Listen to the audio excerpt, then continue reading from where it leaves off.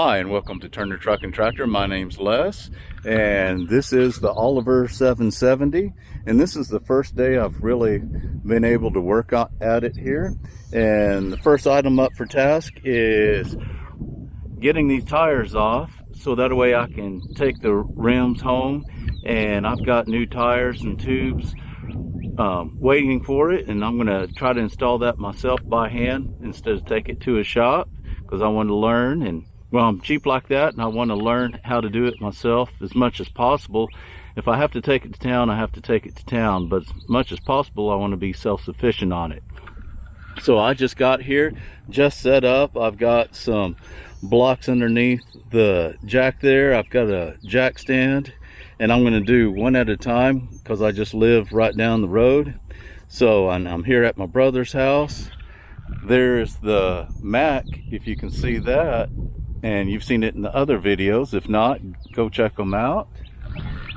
We've got a lot going on here on the channel, so I'm going to set you on the tripod and let's get to work.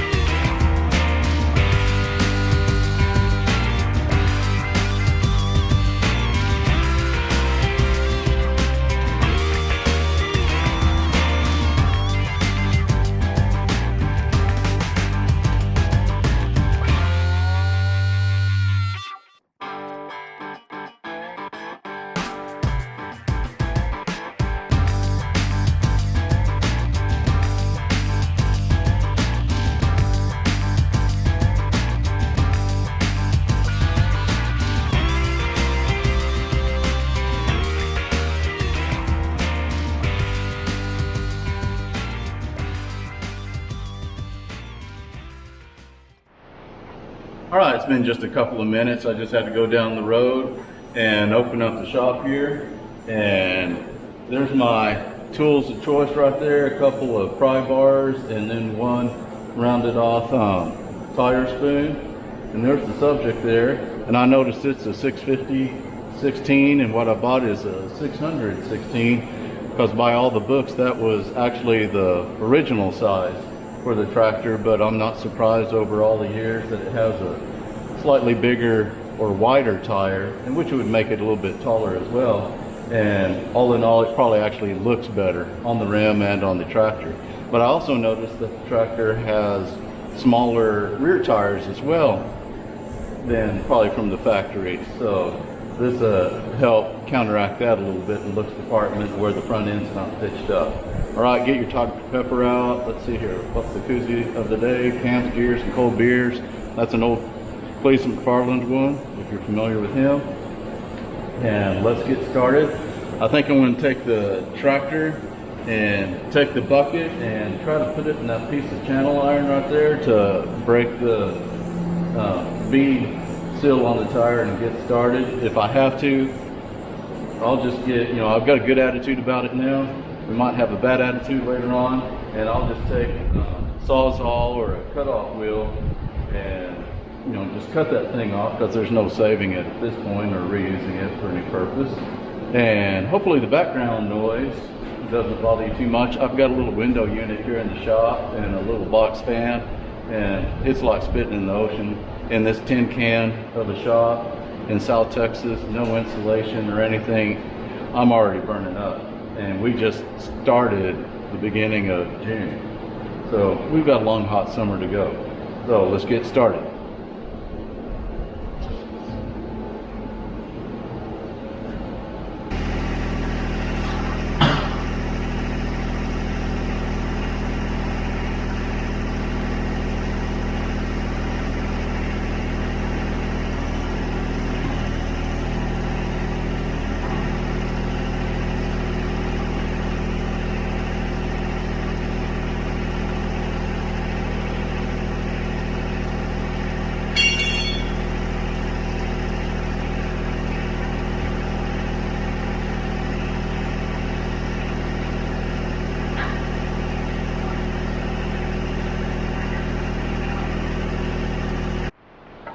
Hey, that was not too bad. I guess that was an expensive tire demounting system, but it's already fallen apart just doing that. And all I did was take a piece of channel like this and lay it on the tire right there, put the bucket in that groove and just press down on it.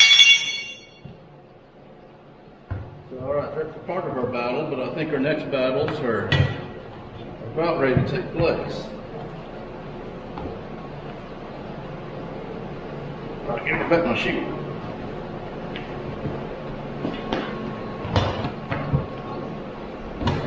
Old man's gonna be down here in a moment. Better not watch my balance.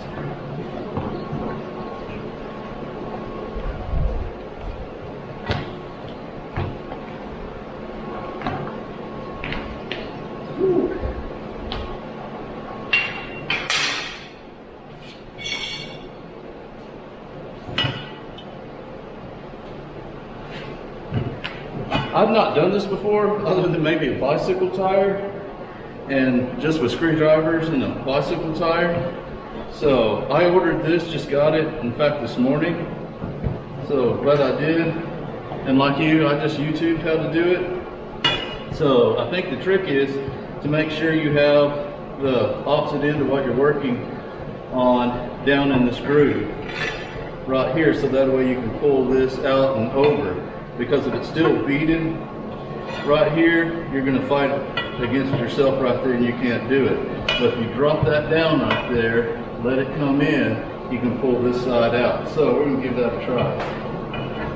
See if we can get down in there.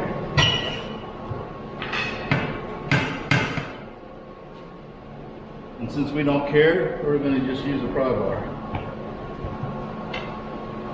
You probably don't get greedy on how much you take off each time too.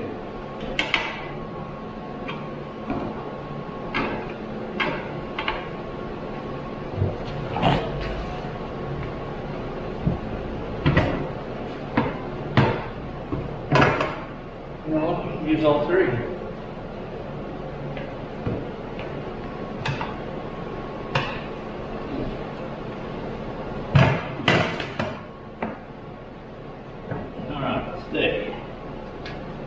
Looks like it's a good side.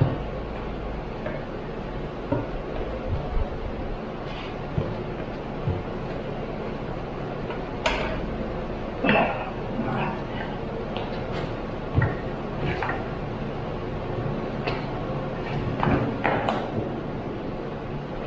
All right, there.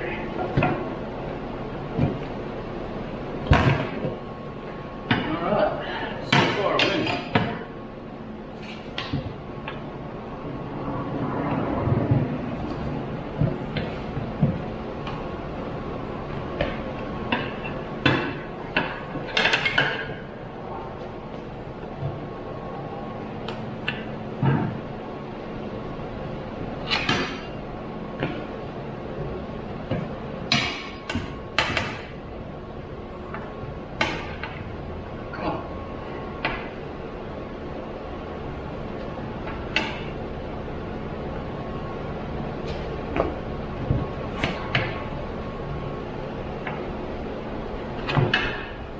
Minor victory right there.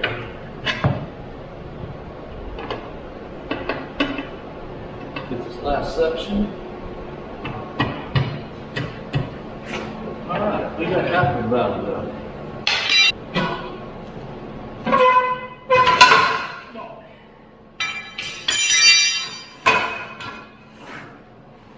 You got it. Alright, victory. Get out of here. Here's the bare front rim, and I gave it the wire wheel a restoration. I wire brushed it, both with the wire brush on my drill, and then I even hand scraped it and did some hand sanding on it. And I was looking for any kind of paint. It was a little bit rustier on the inside than what I thought it would be and what I'd like it to be, but it's not beyond using. And then I was looking for like that heavy metal primer or even white paint. I didn't have either one, but I found another item, and I'll get this in the viewfinder here, some rust reformer. So close enough, that will work. So I gave it some reforming. It needed some reforming. So I'm going to let that dry, and then I've got a new tube and tire, and I will start that in a little bit. So time to get another drink. Welcome to Turner Truck and Tractor cooking videos. Alright, it's later on in the same day. I put the rust reformer on the inside of the rim, and I'm going to start putting this tire on. And I know I've got a low battery, so we will go as far as we can. Alright, we just scooted over from my dirt over there. Alright, let's see here. Is there any way in particular we want to do this? Alright, I guess first things first. I got this Crisco because I read it online, and you know, if it's online, it's got to be true. To use as a, I guess, an alternative to a tire lube on the bead to help scoot that over. So we're going to see how true this is. So I got these tires online. They're straight from China. China's best. So it's a 6x16, and so I'm just going to take a little bit of this and just apply it over this bead section here.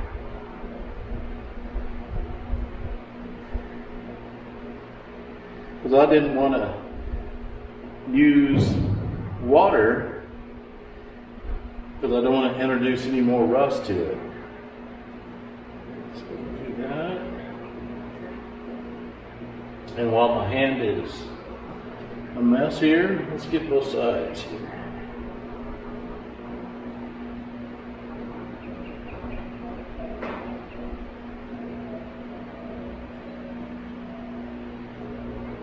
We'll see what the results are. So far, I don't see any complaints.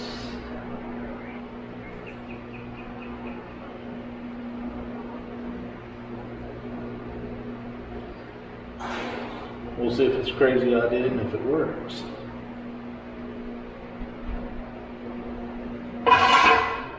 Just a little bit on the rim here as well. Any extra, I guess, will wear off or wash off.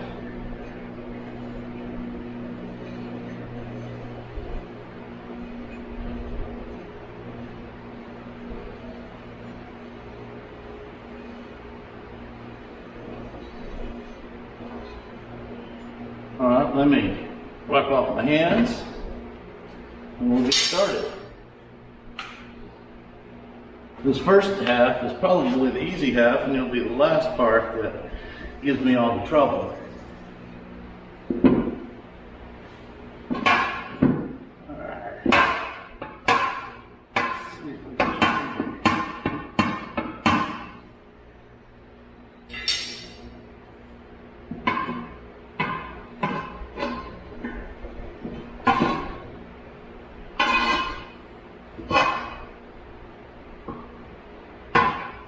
Yeah, but it's going to walk on it, so I might have to get a incremental on it.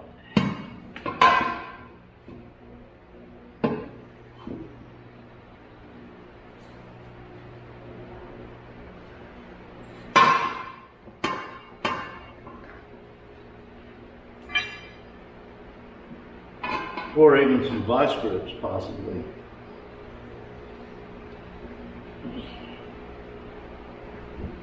There's a little bit more, but I may just walk my troubles all around. Yeah.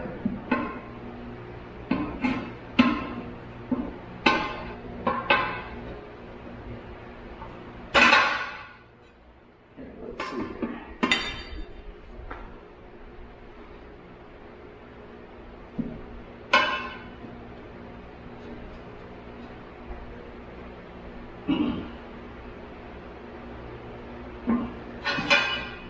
I don't know about all that.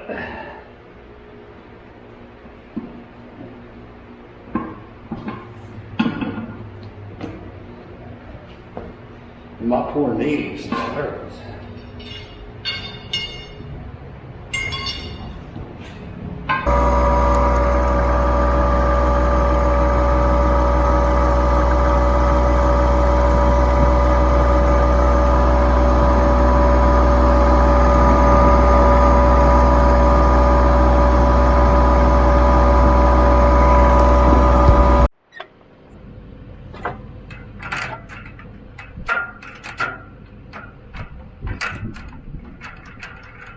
delicious.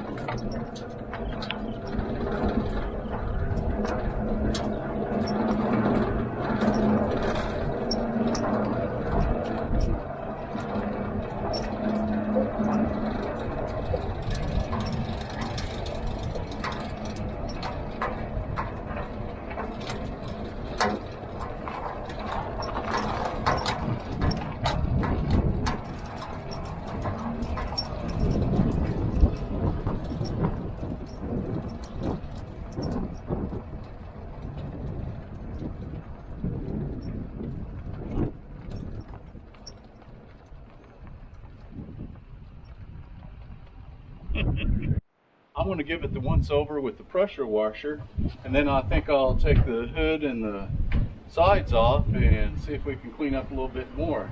This is actually pretty clean all in all, because I've seen some that are an inch thick full of grease from the leak in the valve cover and the head. So this one is actually very, very clean. So let's get started.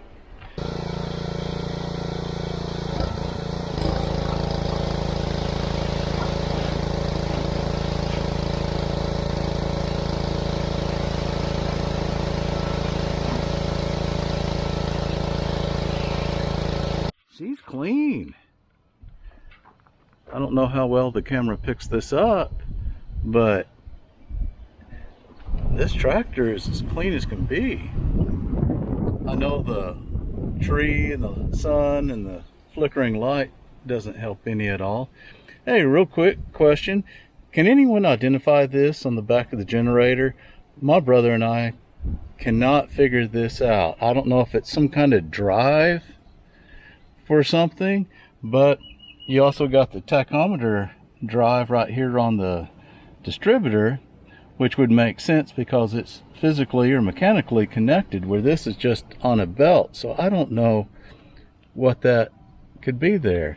But this has the power steering pump, but I don't see just a pile of grease on anything. And once I got this off, I can tell that it is a positive ground, where I believe that is. Piece of, ooh, I think that's foam. It's gone now. Tachometer wasn't hooked up, but we're going to get into all that at some point. But all in all, I was expecting to find wasp nests, dirt daubers, conch shells, you name it. But it's not a grease bomb at all. Oh, there's one wasp nest right there once I said that, of course. But all in all, pretty clean tractor.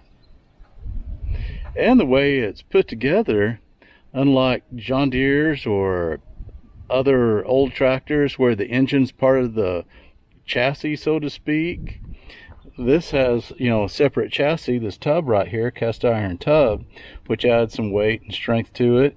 But you can take out the engine and the flywheel and probably the pressure plate right here just as easy as can be.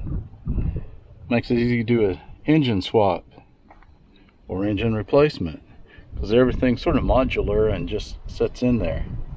So if you can make it fit, it ships.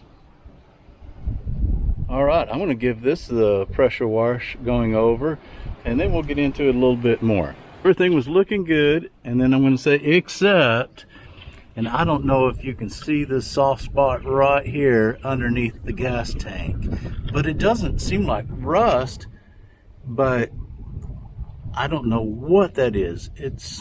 Or if it's been a prior fix or what have you, but you can see all that just coming off the bottom of the tank. So that doesn't look good. Okay, I'm back. I had to dig a little deeper in the toolbox drawer. Instead of 13/16, it is 7/8, and so I've got a 7/8 deep, but it's not the foam filled socket or spark plug version. So, well, either it wasn't tight or that loose juice did its magic. I'm going to say it probably wasn't that tight. Well, that one wasn't either. That was just about right. Usually most of them are smoked all the way in and then some. So that's a nice little find right there. All in all, no surprises, but I'm going to say our next surprises may await. Yeah, that's a rusty plug. And either it has no gap or it's got a piece of carbon right there. Yeah, that's about 10 thousandths gap right there.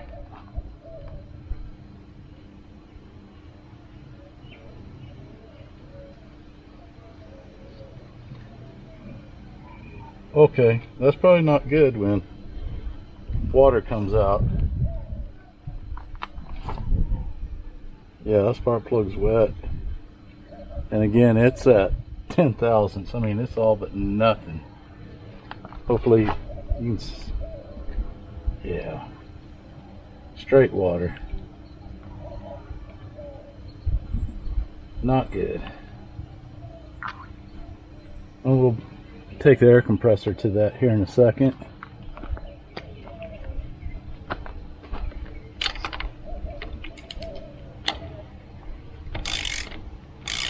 Well, spark plugs aren't over tight. But this tractor's been sitting and out in the weather, and that air intake had water in it, and I'm afraid this engine might. I just hope it's not seized beyond. Yeah, that's rusty. That's the best looking one yet.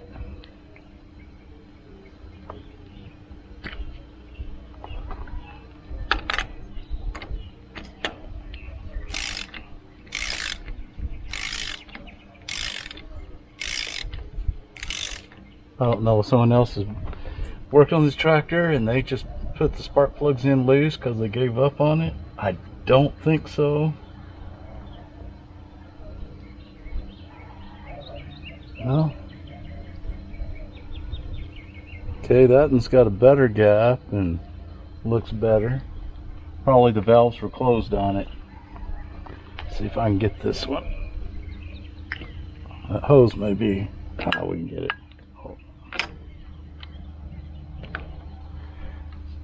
We ain't giving up.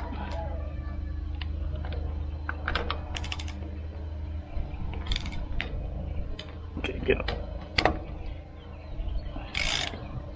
We got it. We got all but that last one. I need to remove that breather pipe.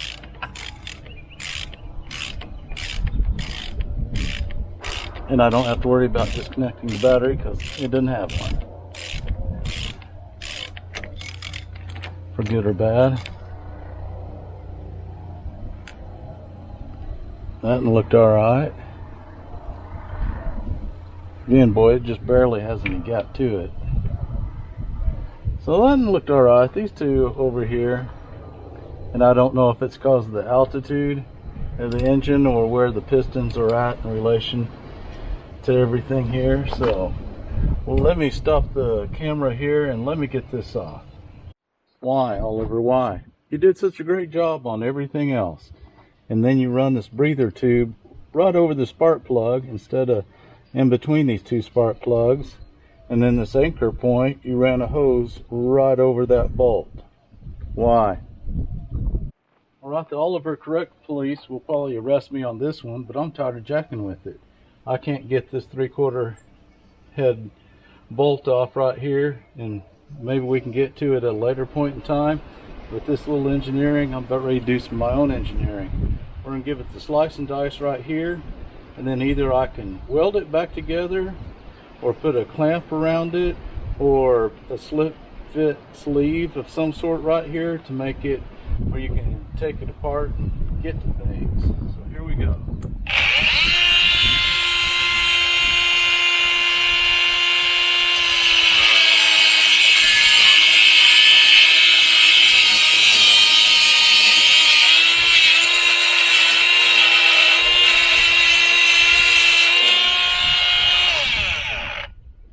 I should have done that a long time ago. Because as you can see, it's getting dark and you probably can't see. So let's get this last one looked at here. Alright, where'd you go?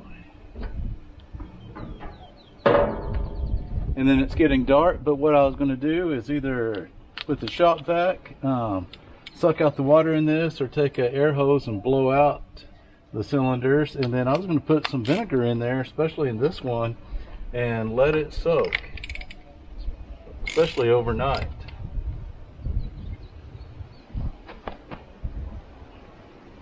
And then we'll call it a day. We'll call it a day here tonight.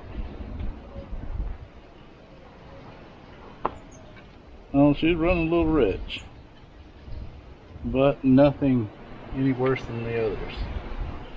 So, alright, I'm going to call it a day here for video. I'm going to clean these out and let them sit. Well, I wish the camera was on at this point. Just off screen, I took the shop vac and I vacuumed out the cylinders the best I could.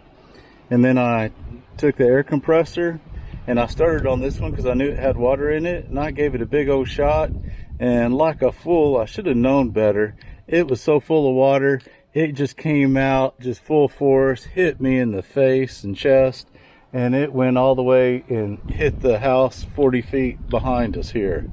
So it was just a gusher, and it tasted like antifreeze, which I wish it would have tasted like rust water actually. So antifreeze, that's not a good sign either inside that cylinder. So we might be pulling the head and taking a look and getting deeper in this a lot faster than what I'd like, because I'd like to sort of do a will it run and see if we can get it running. And I imagine it would use oil because these cylinders, especially this one, is probably in bad shape. But we might be doing some other work before that. Hopefully not, but we will see. But I just wanted to share that, you know, I'm sure it was comic if you were anyone but me at this point. So I will clean up around here, and I think this is a good time to call it quits, and I'll catch you in a little bit.